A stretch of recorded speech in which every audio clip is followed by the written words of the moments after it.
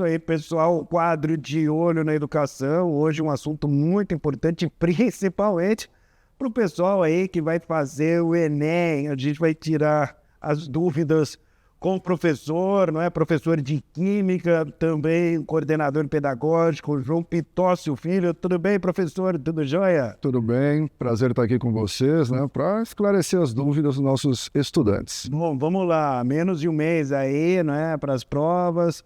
Quais as principais dicas para o pessoal que está em casa acompanhando a gente? Olha, a principal dica é, o aluno que vem se preparando para o Enem, ele não começou a se preparar agora. Normalmente ele vem se preparando ao longo do ano. Então, o que eu sempre falo para os nossos alunos é mantenha o ritmo de estudo que você tem. Uma outra coisa que é extremamente importante, né, é conhecer a prova, né? O Enem é uma prova diferente, porque na realidade são 4 provas mais a redação. E é interessante que esse aluno pegue provas de anos anteriores, tente resolver essas provas, para que ele chegue na hora do vestibular e ele não se assuste, né? Porque de repente ele chega lá, nunca fez uma prova, ele vai ter, por exemplo, né, no primeiro dia, né, são 45 questões de linguagem, 45 questões de humanas, uma redação para fazer em 5 horas e meia. Meu Deus. Isso aí é um outro aspecto, né? Uma prova longa, é uma prova que exige resistência física. Então, o treino, né, de fazer provas antigas dentro desse tempo de 5 horas e meia ao longo do espaço, né, que ele reservou para estudar é muito importante. Bom, realmente é muito tempo, né? Então, assim, até pegando o gancho já, professor, da sua resposta, é bom que na véspera o aluno, a aluna, não é? Quem vai prestar não se canse, né? Durma bem, tem uma alimentação leve, tudo isso tem a ver, né? Ah, sim. A única coisa que eu recomendo, né, é assim, vá no local de prova, né? Então, no dia anterior, né, que é no sábado, conheça onde ele vai fazer a prova, para que ele não seja pego de surpresa.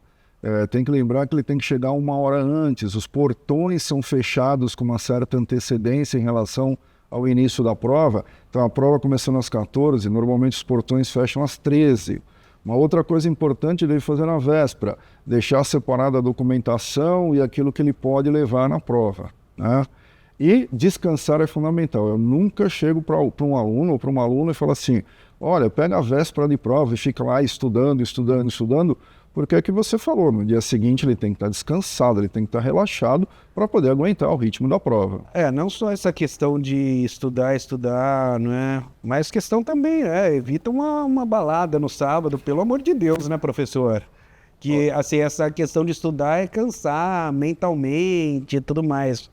Mas também não vai chegar e vai pra balada no sábado, na véspera do Enem, né? Olha, eu falo não só da balada, mas também daquela feijoada no sábado, aquele macarrão da mama no domingo, né? Fazer uma alimentação mais leve, né? Para que ele possa estar disposto, né, na hora da prova. Bom, vamos lá. Quais as matérias que vão cair?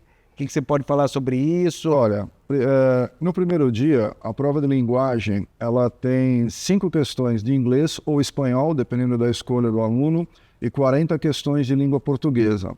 Além disso, tem uma redação, que é uma dissertação argumentativa, tem algumas características próprias dessa redação, um pouquinho diferente de outros vestibulares, porque no final dela tem que fazer uma proposta de intervenção.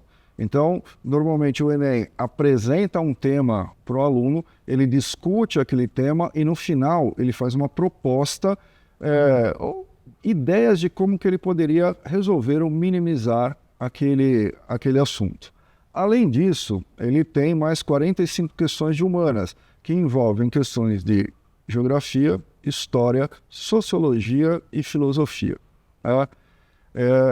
Como fazer essa prova, né? Então, por isso que eu falo, ele tem que ter treinado aí ao longo do ano, né? Então, a primeira coisa é ele saber aonde ele vai pôr a redação. E não existe uma receita para isso. Tem aluno que prefere começar pela redação e terminar a redação, tem aluno que prefere simplesmente, né, dar uma lida nos textos que ele tem e depois ele vai fazer a redação ao longo da prova. Uma outra coisa, tem aluno que prefere pegar, não, eu vou na sequência, eu vou fazer a prova na sequência que é dada, né? Ele pode até fazer isso, mas um conselho que eu sempre dou é divida a prova em blocos de 10 questões, em bloco de 15 questões, e passe o gabarito ao longo da prova. Não tudo de uma vez, né? Porque daí você vai colocar E no lugar de A e assim vai. Você está já com a cabeça. Imagina, numa prova de 5 horas e meia. É uma prova longa, porque os textos, né, tanto da parte de linguagem quanto da parte de humana, são textos longos, né? Ele chega lá no finalzinho, o fiscal fala, olha, está faltando tanto tempo, ele vai ficar nervoso ou nervosa para passar aquilo ali. Então, passando ao longo como eu falei, 10, 15 questões, ele dá uma pausa, né? Porque ele está lá concentrado. Se a gente fizer um cálculo simples, né, que ele tem 3 minutos para resolver uma questão, 15 questões são 45 minutos. Então ele fica 45 minutos concentrado, aí faz uma pausa, passa no gabarito, dá aquela respirada, toma uma aguinha e vai para mais 15 questões. Deixa eu te fazer uma pergunta, porque muita gente talvez tenha essa curiosidade. Você disse aí que tem gente que faz a prova de cabo a rabo e tudo mais. Por exemplo, professor, uma matéria tipo matemática, que você, não é, queima os neurônios ali, é exercício, às vezes não dá e tudo mais. É bom fazer no começo, que você ainda está com a cabeça fresca, ou não tem nada a ver?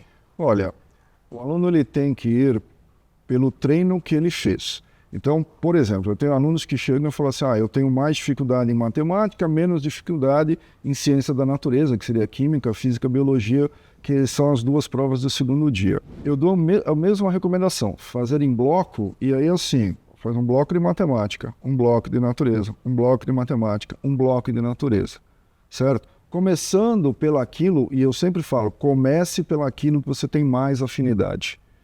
Por quê? Se ele deixa para o final aquilo que ele tem mais afinidade e o tempo está escasso, ele vai correr e muito provavelmente ele vai acabar errando uma questão que ele saberia resolver. Se ele começa pelo aquilo que ele tem uma maior afinidade, a chance dele errar questões relativamente mais simples, né, diminui. Bom, olha só que dica importante do professor e provas passadas, como você disse, né? Assim, é essencial que ele conheça a prova que ele vai fazer. Porque, por exemplo, o estudante que chega agora para fazer o Enem, normalmente ele vai fazer o Enem e vai fazer outros vestibulares. Sem dúvida. Cada vestibular tem uma característica diferente, própria. Por isso é importante saber da prova. Sim, por isso que é importante fazer provas antigas. E uma outra dica importante quanto à prova antiga, ele tem 2 maneiras de trabalhar a prova antiga. Uma é estudar a prova. Como que ele estudaria a prova? Ele pega a prova de anos anteriores, né? Fala assim, como você falou de matemática, então você tem um aluno que tem uma certa dificuldade em matemática.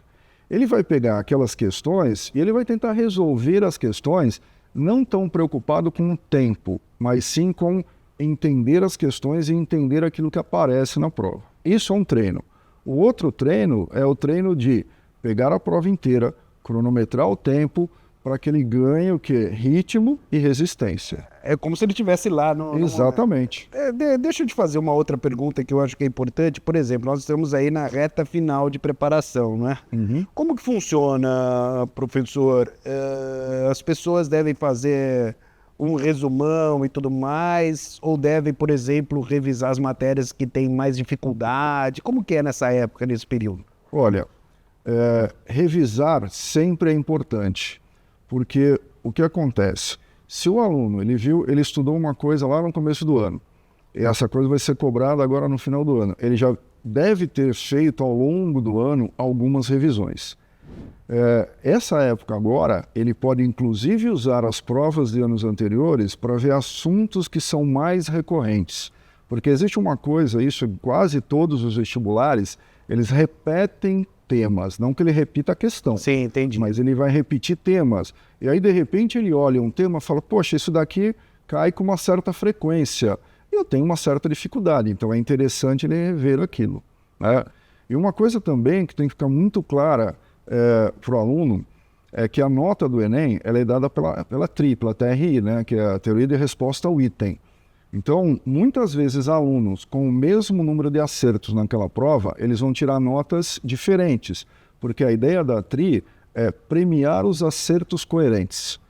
E tem uma outra coisa, né? Quando você pega em termos de nota, você falou de matemática, né? Às vezes um aluno acertando um número menor de questões de matemática do que ele acerta, por exemplo, de linguagem, a nota de matemática dele é maior, né? Isso por conta de que a média nacional de acertos em matemática é muito baixa. Então, ele conseguindo, né, ter um número de acertos um pouco acima da média, ele já tem uma nota maior. Em compensação, na parte de linguagem, a média costuma ser mais alta. Então, ele precisaria ter um número de acertos muito maior para conseguir uma nota maior pela TRI. O que é mais importante no momento, professor? Você revisar resumão, como a gente disse, ou fazer exercício agora na reta final? É assim, o vestibular é uma prova no qual eles são submetidos a resolver questões. Então ele tem que pegar e resolver questões. Resolva provas antigas. Se ele faz um cursinho, né, ou está no 3º ano do ensino médio, ele tem que pegar e Não adianta só a teoria, né? Não adianta, porque o vestibular não cobra isso. O vestibular cobra o quê? A resolução de exercícios. Sem dúvida. E uma coisa que, assim, para o Enem é fundamental, porque muito provavelmente é onde ele vai conseguir a maior nota dele. Treinar a redação. É fazer a redação toda semana. E não adianta ele fazer a redação e guardar a redação para ele. Ele tem que fazer a redação, leva para o seu professor de português, ou no caso, se ele tiver num curso pré-vestibular, ele tiver uma equipe de plantão, leve, enfim, trabalhe a redação, porque a redação ele pode conseguir uma nota muito alta, porque na redação não entra a TRI. A redação, ela avalia 5 critérios, e coesão, a parte de português, né, de gramática, a proposta de intervenção, ver se ele não fugiu do tema. Exatamente isso. Então, se ele conseguir treinar, ele for bem treinado para a redação, a nota dele sobe muito, porque a redação não tem a TRI. A redação é a nota que ele tirou, é a nota que ele vai conseguir. Boa, então quais as dicas finais? Nosso tempo passou rápido, professor. Quais as dicas finais aí para o pessoal que está assistindo a gente? Primeiro, mantenha seu ritmo de estudos. Mudar as regras do jogo agora, eu acho temerário. Segundo, continue fazendo provas antigas, ou no sentido de estudar coisas ou de treinar em termos de tempo. E não esqueça de fazer redações. Boa, essas são as duas principais dicas aqui do professor João, né? Bateu muito nessa tecla, fazer prova antiga, exercício, e também falou muito sobre redação, o quanto é importante. Boa prova para todo mundo, né? É claro. Valeu, muito obrigado. Eu que agradeço a oportunidade e sempre que precisar, estamos à sua disposição. Boa, boa. Bom, pessoal, eu sou o André Aranha e você já sabe, né? Tô sempre, de olho na educação. Tchau!